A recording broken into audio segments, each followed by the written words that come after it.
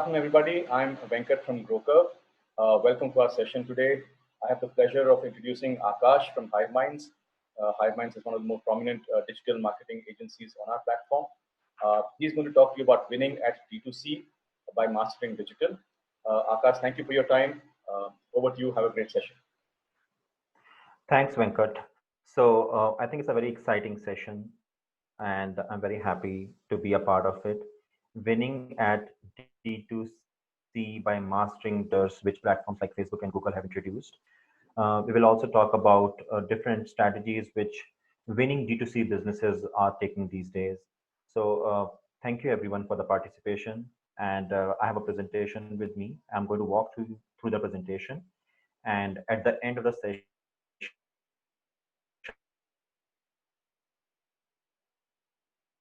Venkat is also going to share if you look at the media trends, last few years have been phenomenal for the growth of digital.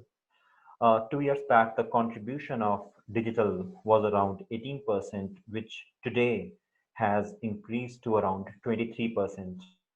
If you look at the other mediums, the print is going down from 35% 2 years back to now only 30%. And TV has largely stayed stagnant. So, and moreover, if you look at the absolute uh, advertising spend on digital, it has increased. It is increasing year on year by around 25 to 30%, which means a huge opportunity for everyone who wants to benefit using digital advertising. If you look at the left-hand side chart, it shows that different platforms, different inventories on which you can advertise, like Google, Facebook, and Amazon, all have grown tremendously.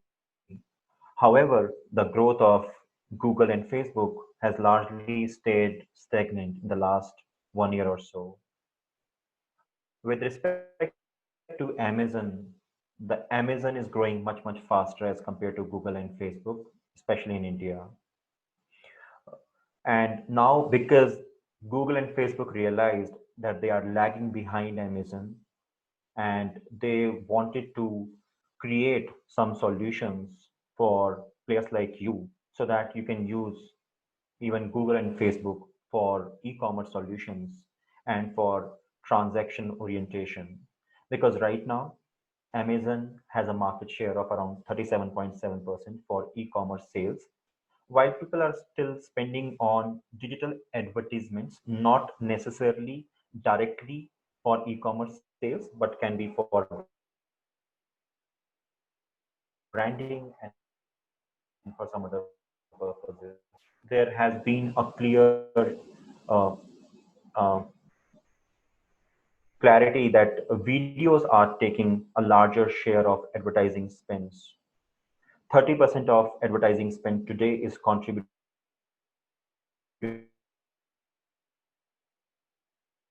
by video, and a very advertising expenditure is taken up by mobile.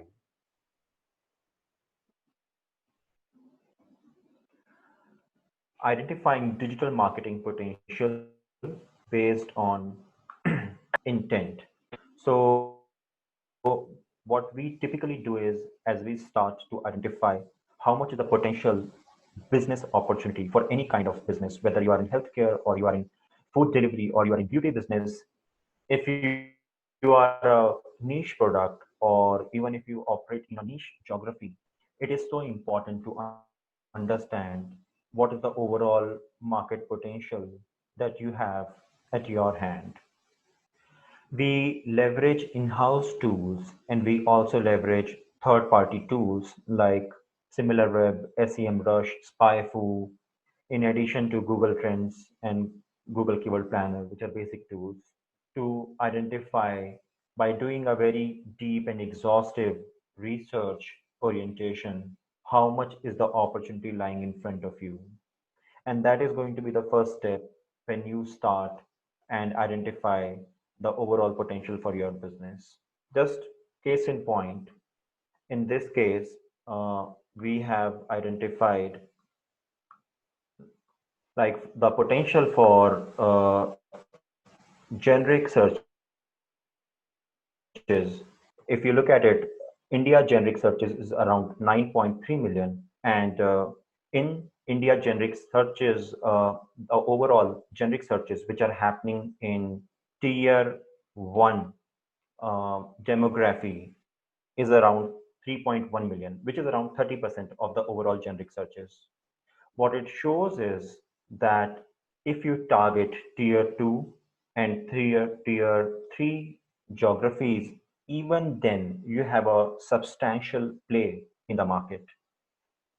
If you look on the green chart and the gray chart, it shows that there is a total of around 5.6 million searches happening per month for India total brand, out of which tier 1 brand searches are around 31%. This also shows that even if you are not a market leader and you are an upcoming brand, you can take advantage of generic searches to still capture and still have your presence in 60% of the available market. We will come to the new features. Based on the recent trends, Google and Facebook have equipped brands with tools such as Facebook Shops and Google Shopping Lists. This helps to enable brands to reach their audience with ease and drive sales digitally. We will talk in more detail about what Facebook Shops and what Google Shopping features are available and how you can leverage them. Facebook Shops.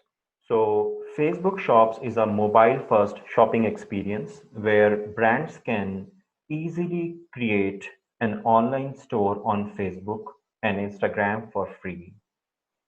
You can connect with customers through WhatsApp, Messenger on Instagram, direct to answer questions, and they can offer more support. If you have not tried Facebook Shops or if you haven't used it to promote your brands, you should check this out because Facebook has merged multiple properties within the Facebook umbrella, including Instagram and WhatsApp, to give Facebook Shops and make it a really advantageous solution for you.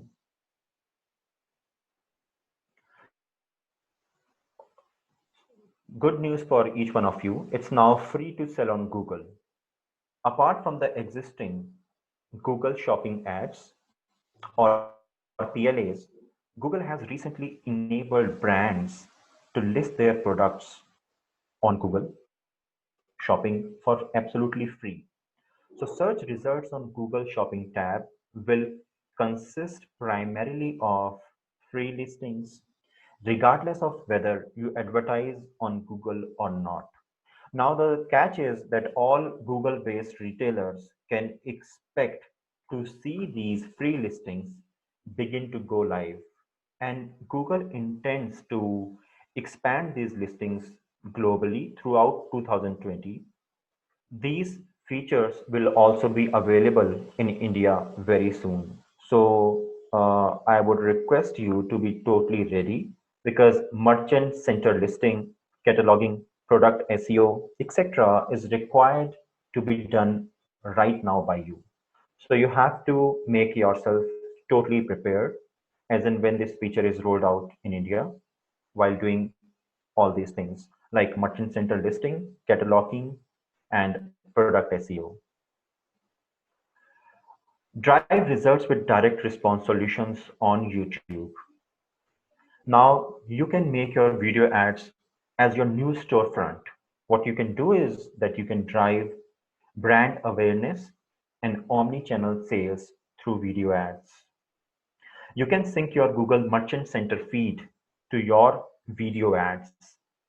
This is a new way to make your actionable video ads more shoppable. We will discuss in more detail in the next few slides on this. So what it does is you see an advertisement on YouTube. You can click on the CTA on a YouTube ad. What happens is that an instant page, which combines the best of content and commerce, as in it will have information about the products and it will have information about the rates and the reviews and ratings and all those things. So you can discover the product that you would want very easily by comparing, by reading reviews, by seeing ratings, by looking at prices, and then according to from wherever you would want to purchase your products, you can easily compare and shop based on availability and based on the price that inspires you. So, making your ads shoppable is going to be super critical for a brand like yours. Build a solid first party data bank. So typically how you do campaigns is that you start off with third party audiences based on demography, geography, devices, interest, intent, affinity, and many more such parameters. Now, what happens is, as in when you are doing campaigns and when the audience interacts with your ad, you can bucket them using custom tags, such as, say, let's for an example, Android, Amazon, a certain campaign type, and then create a first party data bank, which can then be reused for retargeting across platforms.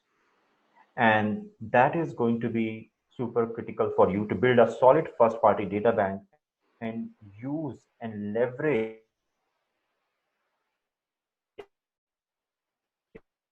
the overall third party audiences after doing your campaigns, and then use that database to fine tune and optimize your campaigns.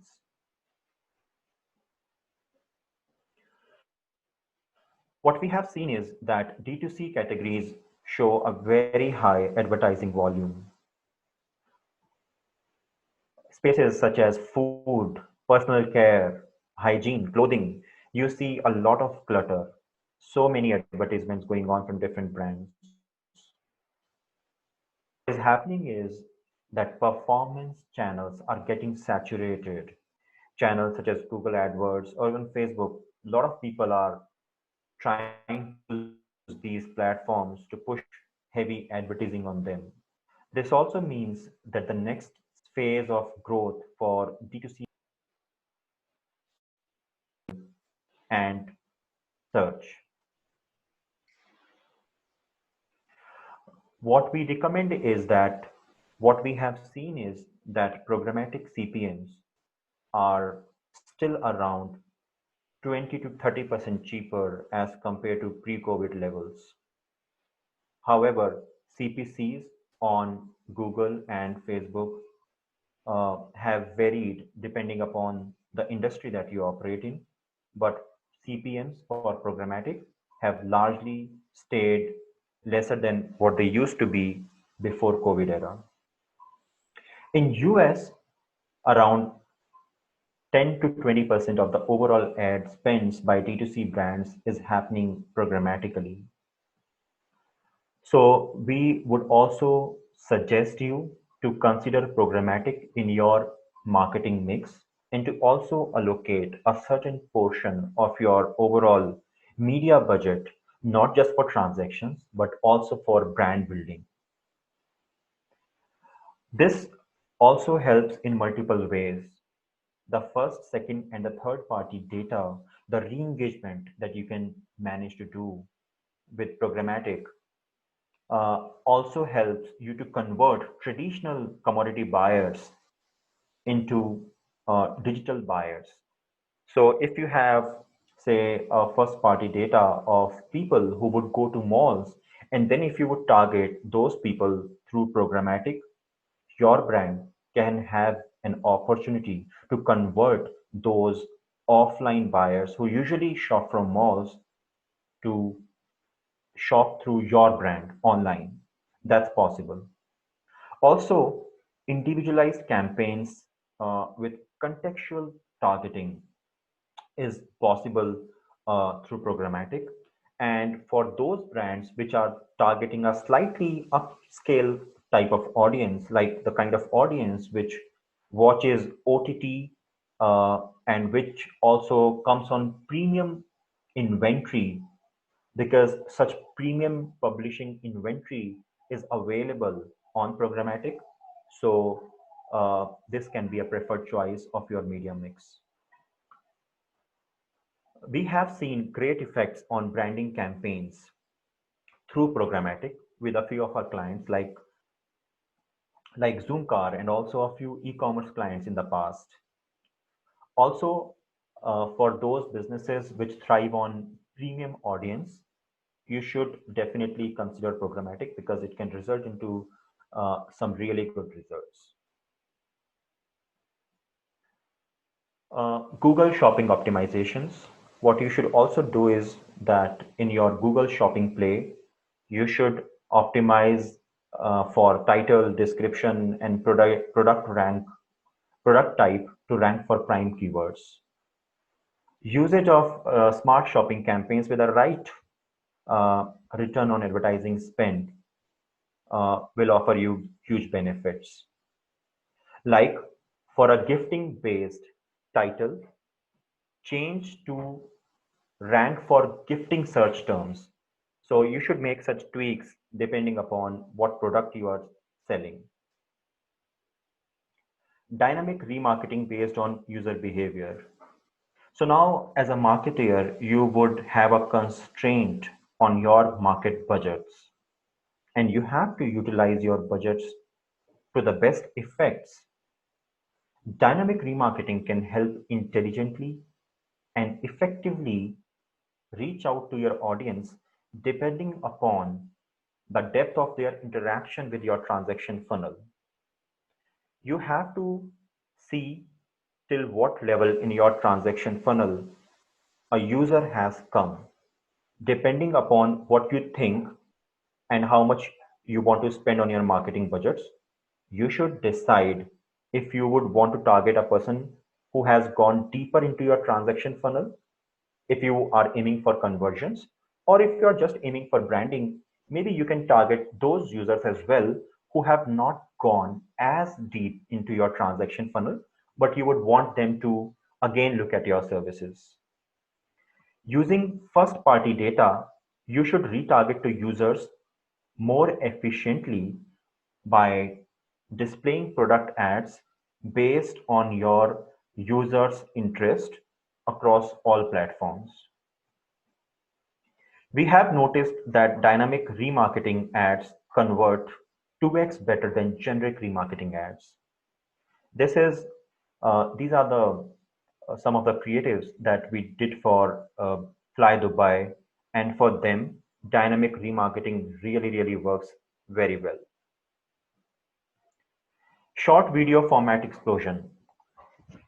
So short video creation and sharing platforms have dominated the list of top 10 most downloaded social media apps in the last few years.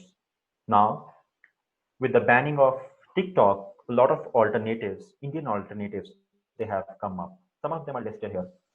Moj short videos, Likey, Josh, Ropozo, Chingari, Mitron, ShareChat, and many more of them. There is a set of around 200 million audience who exist here. So uh, I would suggest you to look at these apps from two perspectives. Number one, they can act as an additional ad inventory, and they can provide rich formats like videos that users can interact with and then can transact with your brand. That's number one. Second is influencer collaboration each to your target audience. I would suggest you, if you plan to expand outside traditional media inventory like Google and Facebook, even programmatic, then you should consider looking at such ads. And especially if you are in business like beauty or health, these apps can really make sense. Brand collaborations using influencer programs. Tools such as brand collabs on Facebook and Amazon Influencer Program can help brands find relevant influencers to connect with. Facebook is opening up brand collaborations to Instagram creators. Amazon Influencer Program also allows users to create their own page on Amazon and earn rewards for recommending products. This is a snapshot, a screenshot of Facebook collaboration. So what happens is using interest or platform portfolio following and multiple other metrics that are relevant to you, you can identify influencers that fit into your profile of business and budget. The above example is to identify influencers for a men's grooming product. So you should try Facebook collaboration, especially if you have a smaller budget and if you are looking to get into a target city or a small geography. You should leverage this tool to see if you can tie up with a few influencers who have a very strong influence in a target geography or in a target product category. Tie up with them and see if they can promote your products. Amazon affiliate. So what happens is, like, on the Amazon affiliate program or Amazon influencer program, you can tie with a few influencers and they will charge you a certain percentage of the revenues that they will bring to you, and it will be on a revenue sharing basis. And depending upon your product category, you can choose to collaborate with some influencers and get your product in front of potential customers. We also recommend that you leverage the power of affiliates. And especially if you're working in e-commerce or edtech, then affiliates can be very powerful source. We work with at least 30, 40 affiliates, depending upon the client that we work with. But we have a set of very large affiliate networks that we have historically collaborated with. We would recommend that you choose those metrics which make the most sense for you. For example, for some of you, the cost per sales collaboration with affiliates would make sense. However, if you are in some app business, then a cost per install basis would also make sense. Some of them also work on CPM basis. So depending upon what metrics make most sense for you, you should try to reach out to as many affiliate networks as possible and try to negotiate the rates and metrics which would work for you and your business. We have seen, this is a list of our affiliate partners. We have seen that for clients like Big Basket and T-Box, 5 to 7% of their overall revenue now come from affiliates. 2 years back, this was about 1 or 2%. We saw a huge opportunity on the affiliate partnership side, and the mandate was to grow the business through affiliates. For Domino's, the revenues for affiliates is around 10% of the overall digital paid revenues at this point of time. So you can imagine the importance of affiliates in your media mix. This is just an example wherein we onboarded a partner to drive traffic to our landing page for purchasing. By tying up with some affiliates, we were able to increase the conversion rates by a substantial percentage, and also we also saw a very huge improvement in purchase rate as well. So just figure out if tying up with a set of affiliates can be relevant to your business. Try to reach out to a lot of them and see what rates you can negotiate with them and how you can partner with them. Case of Domino's app campaigns, wherein we saw a 4x growth in installs, primarily with onboarding multiple new affiliates. Now, the thing is, if you onboard a lot of affiliates, then you will have to put some bandwidth in trying to manage them. You will have to onboard them. Then, on a daily basis, you have to monitor them. You will have to also keep on checking the quality of responses or the quality of transactions or the quality of app downloads or whatever your metrics is coming from them. And then you will have to take a call on who is performing till what level. Do you want to increase your spend on a certain affiliates while you want to cut down on a certain affiliate? So essentially, this is a total program management, and you will have to spend your bandwidth and as much automation you can do here to collectively see the result of the entire affiliate program, the better it is going to be for you. So, what is important is for you to figure out what is the most important medium for your growth. In case of Big Basket, 2 years back, shopping campaigns were not highly leveraged. In fact, the mandate was that we were on multiple other different platforms and we were using many other techniques to scale up. However, shopping campaigns was not as highly leveraged. So we were given a mandate to increase new users by 10x while keeping the cost of acquisition same for the next 2 years.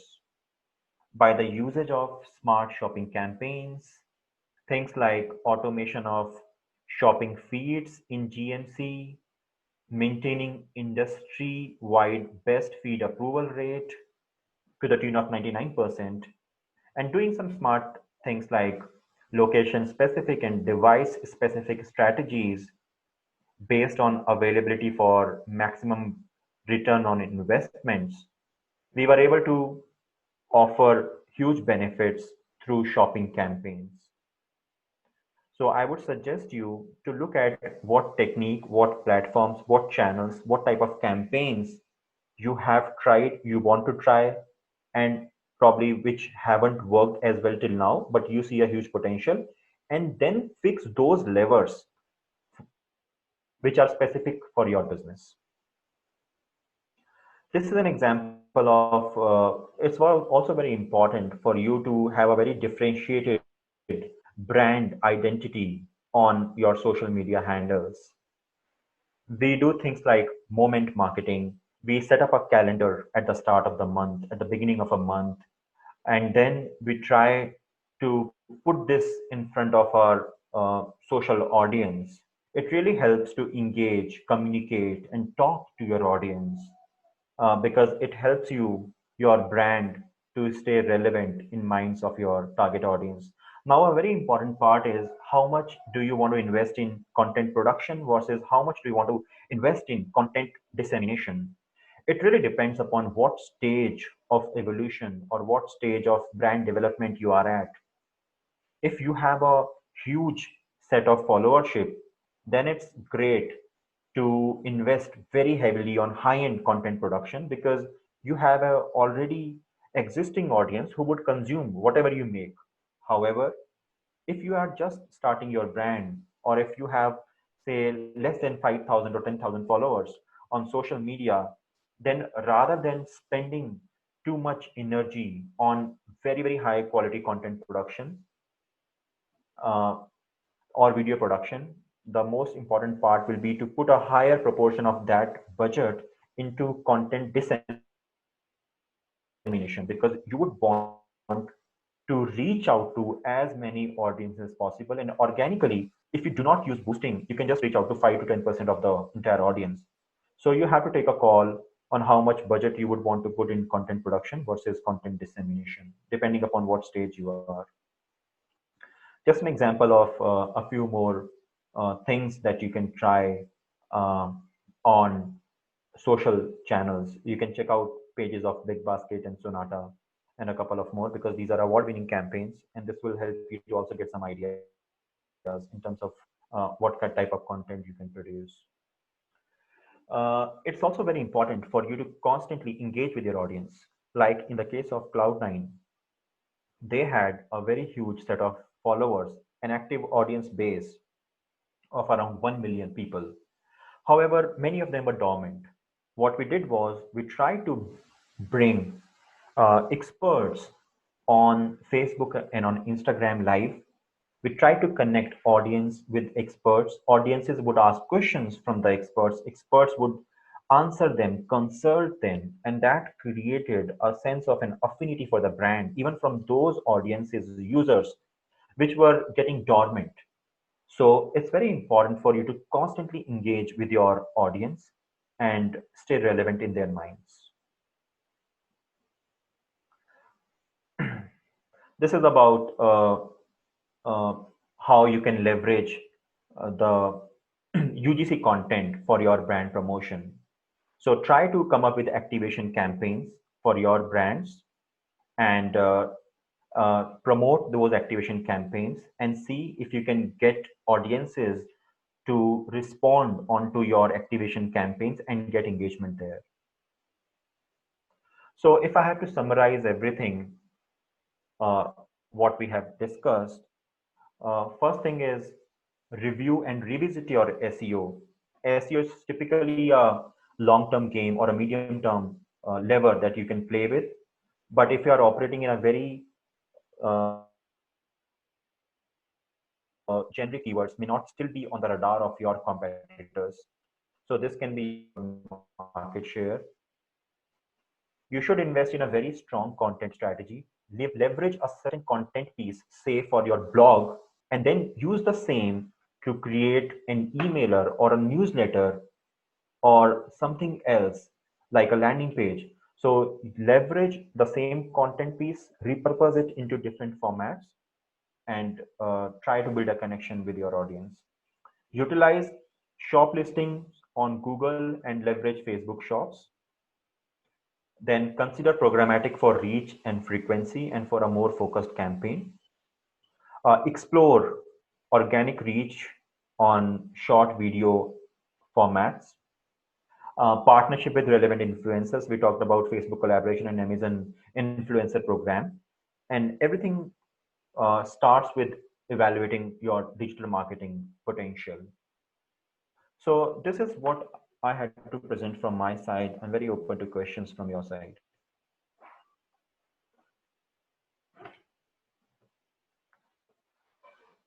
Akash, thanks very much. Really appreciate you taking the time. It's been a great presentation, very, very wide and deep. Really appreciate it. Thank you very much. To our audience, thank you for joining us. We'll be back next Friday. Have a great weekend. Thank you. Thank you.